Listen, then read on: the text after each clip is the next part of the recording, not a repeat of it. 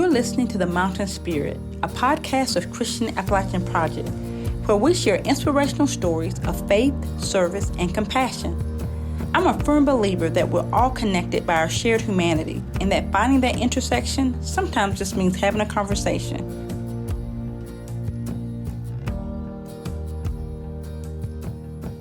Today we get to hear from Chrysta Ghent, Director of the East Kentucky Science Center and Varia Planetarium. The National Institutes of Health published an article titled, "Why Better, More Equitable Science Education Should Be a National Priority." It read in part, "The accomplishments and discoveries of science are inspirational, especially for children, as they come to understand their world and develop a sense of agency within it. Science education needs to stimulate children's intellect and imagination and motivate them to consider science as they work to solve the pressing problems the world faces today and will confront tomorrow. Scientific thinking and understanding are essential for all people navigating the world, not just for scientists and other STEM professionals. Science literacy is fundamental." The East Kentucky Science Center and Varia Planetarium serves as a hub of STEM, which is science, technology, engineering, mathematics, STEM education in East Kentucky. The facility is located on the campus of Big Sandy Community and Technical College in Prestonsburg, Kentucky.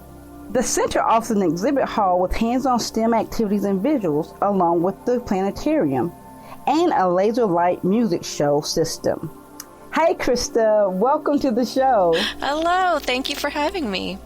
Absolutely. I'm so glad that we can have you on today to talk about the amazing East Kentucky Science Center. We've been there and it is I loved it. I could have stayed in the planetarium all day. But can you tell us a little bit about yourself, about your background, and how did you end up at the Science Center? Oh, sure. I have been all over. So my background for college, my undergraduate degree, I have a dual degree in Earth and Space Science and secondary education with a minor in astronomy. So basically, I love all science, and I love teaching that to anyone who will listen, and I have a special interest in astronomy. I taught high school for a few years in Baltimore City, Maryland, and then realized I wanted to go back to graduate school. I liked the teaching, but outside of the classroom aspect. So I was really interested in informal education, and I had done some research with an inflatable planetarium. So I don't know if you've ever been in one of those before. They look like a giant bouncy house, but they're amazing. So I went back to graduate school and I got my master's in curriculum and instruction, and I'm working on finishing my PhD, which I will finish. I'm going to finish it. Absolutely.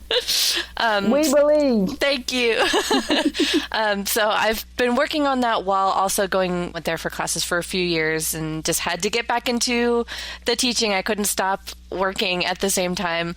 So I worked for a little while on a mobile laboratory that drove around doing labs for high school students. And then I went to a planetarium in Jersey City, which was the largest planetarium in the Western Hemisphere at the time. It could fit 400 people in there. And that was amazing, but I also missed that smaller environment that really let you interact more with the visitors. So when this position opened up here in Prestonsburg, I thought, this is perfect. This is amazing. I also thought there's no way I'm going to get this job, but I applied for it. And it's such a great conglomeration of teaching and astronomy and the public and growth. And it's just great. It's been an awesome position. So that's a interesting way of how you got here. But I think many people will be surprised to know that there is this amazing science center and planetarium nestled in the mountains of East Kentucky. So can you tell us a little bit about the history behind the partnership with Big Sandy Community and Technical College?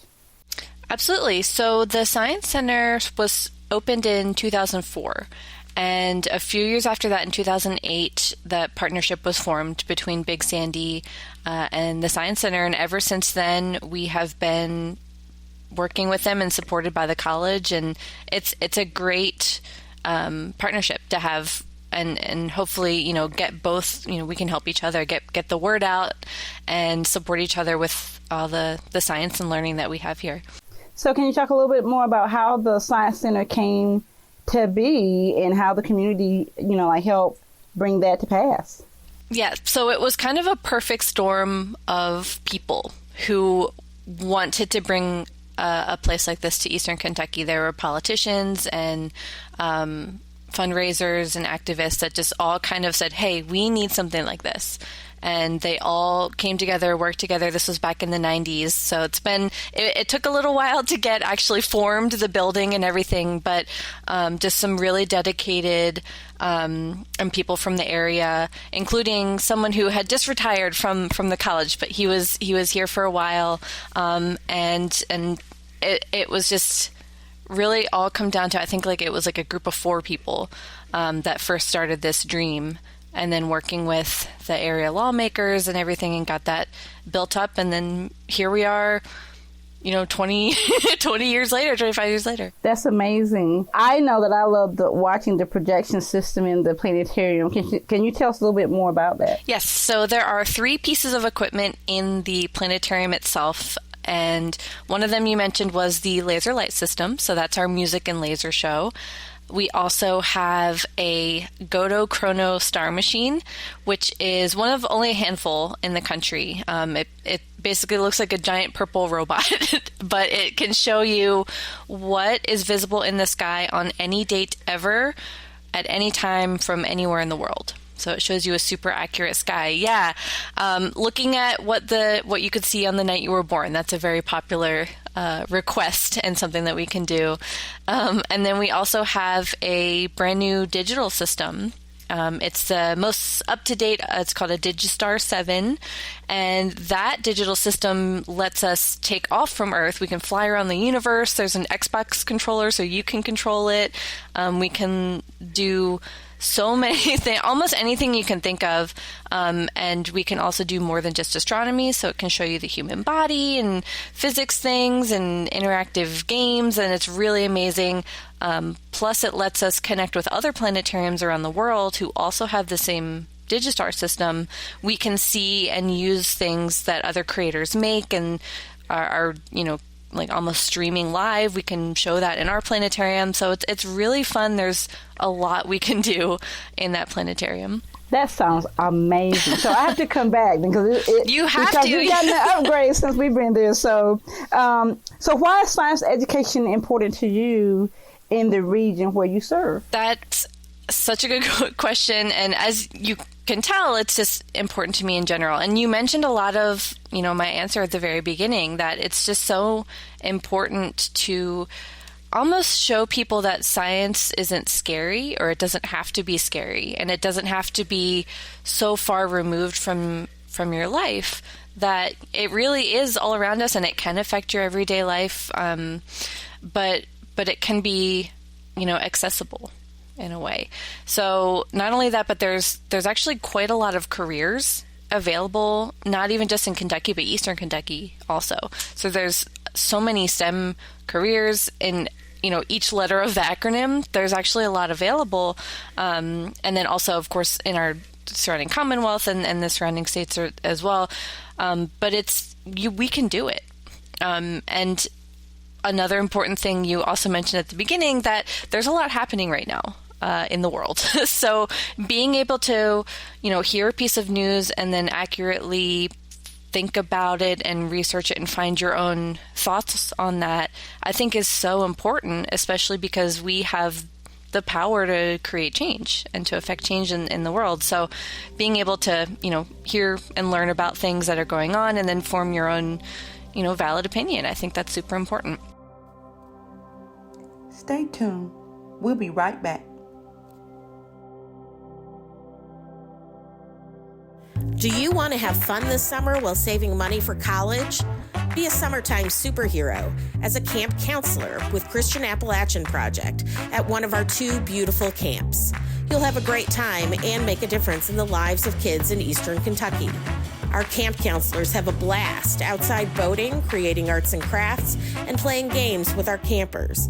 The kids love the activities, but what they remember most about camp are the volunteers who cared enough to spend their summer with them. While you're here, you'll earn an educational award that you can use towards college or trade school, and other benefits too, like a financial stipend. Email volunteer@chrisapp.org. That's volunteer at chrisapp.org or text 859-797-3059 to learn more. We can't wait to hear from you. What is your favorite planetarium show? Do you have one? And if so, which one?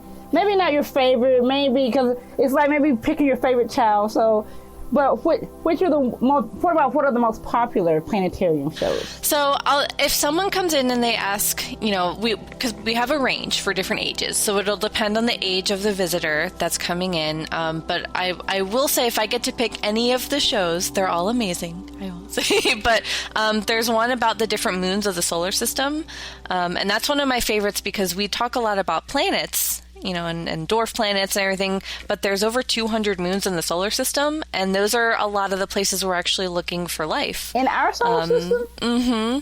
Oh my gosh! Yeah, so it's a great thing to kind of show something that you maybe haven't thought about before. So I really like that one. Can you share an impact story of an encounter with a visitor that you've had at the Science Center? So it can be as simple as when, kids come in and they go, whoa! Like, just that sound is, like, amazing to me because that's all I want. I want science to equal whoa, but I've had people come in and tell me, like, oh, I want to do science. Like, I want to study space now. Or, they'll say, like, I really want to be an astronaut. I really want to work in neuroscience. And if we do something that relates to them, or even like they like sports, and we related basketball to this physics thing we were talking about, just anything that sparks that, like, whoa, which is kind of, I feel like that's a silly answer, but just anytime I get that wow reaction, it's just like the best day. What do you hope children take away after they visit? So kind of along the same line, I want them to realize that science can be fun, or it can be cool, or you can do it. I want it to be accessible. And, I don't want that there's almost that stigma of, fear, or it's hard, or it's scary. And the same for teachers too, that we want to be a place where we can support that learning. We want to open the doors almost that, like, do you like this? Because you can make a job out of it. That's what I did, So like, and it's just something that can be fun and cool. I want to open that up to, if this is something that they're interested in, that they can continue. I want them to realize, oh, I can explore this more. I can learn about it. Yeah. So I know that you all have hosted some NASA programming. Can you tell us some more about that partnership, or what kind of things you all have been able to do in conjunction with NASA? Because I'm pretty sure people don't think of NASA when they think of East Kentucky. So we're here to bust all the myths that people have about East Kentucky. So talk to us about NASA. Yes, so we've done quite a few partnerships. Even before I was here, we've partnered with them to bring an exhibit about the Hubble telescope. So that's been here a few times. We've partnered with them to do different kind of summer camp activities. We get things all the time where we can have little tabletop things that people who come in can interact with and learn about different fields of science, not even just astronomy. And right now I'm a NASA partnered eclipse ambassador. So we have an eclipse coming up next month. So I'm going through training for that, and they're offering resources and things to do while the eclipse is happening. So we're in constant partnership and working with them, and they help us learn more, especially about things that are going on, because there's always something happening. There's always something changing. So it's a great partnership, and it's amazing how much they provide for places like us to spread the education of space. And will you all have special programming around the eclipse? So we will be open for viewing of the eclipse. We'll have telescopes out there. I'll be streaming a live view of totality, because we're not quite in the path of totality here in Prestonsburg. We're close, but I'm still going to stream a place that is in the total path, so you can kind of experience a little bit what that looks like compared to what will be going on outside. We do have a few activities for the blind so they can experience that, or even if not, you can kind of experience what an eclipse feels like. So if you can kind of see what the eclipse is like with your hands in that way. We'll also have some different programs from Big Sandy will be set up with activities and information, and we'll have some food trucks, and it's just going to be a whole fun time. So we're really excited. Do you have a date for that? That is April 8th. That's a Monday. There you go. So y'all put that on your calendars right now. So lots of people have never visited Appalachia. What is the one stereotype that you'd like to correct? We have a lot to offer. I feel like that's a big one, that, the thought of there's nothing here, there's nothing to do, but there really is. And especially, we're not the only place that's kind of a hidden gem to say, but there's a lot of facilities like the Science Center that are here and are around. And then again, there's so many jobs and positions and education, and it's just, we're a really rich area. But I think, we don't keep to ourselves, but we want people to come and experience all that we have to offer, which I feel like is so much more than absolutely people think. So we did a profile on the center in the Mountain Spirit magazine, and the center is more than science education.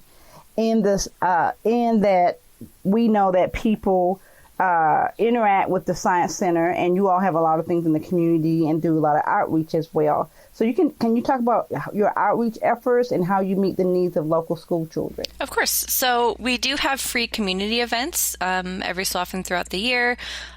We open it up so anyone can come through and visit. We do a Halloween event every year that's free.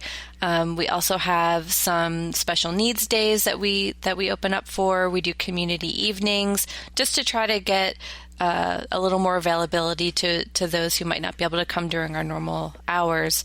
And then we also will travel out for different events. So we just participated in a STEAM night at a middle school, and we'll go out to various different fairs and expos and things like that. And then we also do get quite a few school visits, which we love, and we'll get all grades. And we're super open to working with teachers and schools to create programming that they might need that support for, which is why we're here, really. So we are always very open to partnerships and hearing what the community needs and trying to fill that need as best we can. So yeah, communication is really important. Yeah, absolutely. And I know at one time you all were also, maybe when their school students coming, would have other items, maybe things from op sharing, like clothes or food and things like that. Do you all still do the those college things? Does, yes. So part of the partnership we have with Big Sandy is they almost not took it over, but they kind of are helping us out and providing a location with things like that. And then throughout the year, our venue along with the college will have donations and different fundraisers like that. Stay tuned. We'll be right back. Your generosity has a direct and positive impact in the lives of people in need in Appalachia every day. It is the unwavering support of faithful friends like you that make this work possible. Many of our supporters are beginning to plan and envision what kind of legacy they want to leave to support the causes that are near and dear to their hearts. CAP is happy to provide a safe and easy experience for people to create a will and support CAP through non-cash gifts. Through our partnership with Free Will, CAP offers our donors the ability to create a will online and alter it at no charge. Our partnership with Free Will also includes their Smart Giving Suite, which allows donors to give through their IRA, donor advised funds, and stock online, in addition to creating a will for free. In recent years, Appalachia has faced unrelenting challenges, including the pandemic, inflation, and back-to-back natural disasters. You can make a life-changing impact and leave a legacy of hope in Appalachia. To learn more about non-cash giving opportunities, please visit christianapp.org/more ways to give.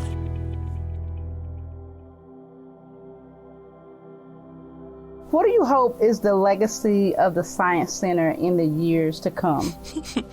I mean, honestly, just keep doing what we're doing. I want it to be, to almost just like grow in awareness that, you've said a few times, it's hard to believe that it's here. And it is. I mean, it's amazing. And as much as I think every town in the world should have a planetarium and a science center in it.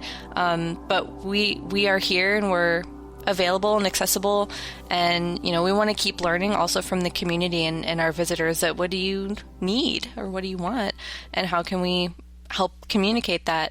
But I just want us to keep sharing the excitement of science. And do I recall that you all also may have had some animals? So we do. We have a classroom and our gift shop also, and that's kind of where the animals are housed. So they do change as life goes. So you might see different animals depending on when you come visit. But right now we have an aquatic turtle that's right by the gift shop that people love to say hello, and she loves to see people because she's always waiting to be fed. So she will always want to come out and say hello. We have a blue-tongued skink, which is really cool. We have a knoll, a box turtle, and then Madagascar hissing cockroaches right now, which I'll always stand up for them. They're different from the North American cockroaches that you might not want to ever see in your house or anything like that. They do not mate with those kind of cockroaches. They're actually the cleanest animals we have. They have I think antimicrobial exoskeleton. So they're actually very clean and they're big. Yes, I will always stand up for them, but I understand. You're saying do not prejudge them. Give them a chance. Get to know them. Be willing to come by and check them out. You can adopt one for $10 if you want to. Have an open mind. You encourage them to have an open mind. There we go. Chrysta, it's been so great having you on the show today. We always end with this question. The mission statement of Christian Appalachian Project is building hope, transforming lives, and sharing Christ's love through service in Appalachia. Hope, transformation, love, and service. Which one of these words resonates with you the most when you think of Appalachia? I would say hope. Hope really speaks to me because I think in this region, that positivity is so prevalent. And we just want to share that with everyone, that things can get better. We're a family, we can all do it. And, whatever that path might relate to, I think this area is just so full of love and hope. And it's an amazing place. Awesome. Our guest today was Chrysta. Chrysta, thank you so much for being on the show. Thank you very much. It was a pleasure. We learned a lot, and I hope people will put those dates and will check out. Oh, what is your website? So if people who don't live here want to check it out. So the best place to keep up with what we're doing is our Facebook page, which will be East Kentucky Science Center and Varia Planetarium. We post a monthly calendar and any updates for events we're doing. But we do also have a web page on the Big Sandy website. So if you just Google BSCTC East Kentucky Science Center, that'll lead you right to us. Awesome. Our guest today was Chrysta Ghent, Director of the East Kentucky Science Center and Varia Planetarium. We hope you've enjoyed the show and check out next week's episode. Tell your friends to check us out too. You can follow the work of Christian Appalachian Project on all social media channels. Find the show online at christianapp.org/podcast or anywhere you get your favorite podcasts. Be sure to subscribe so that you never miss an episode.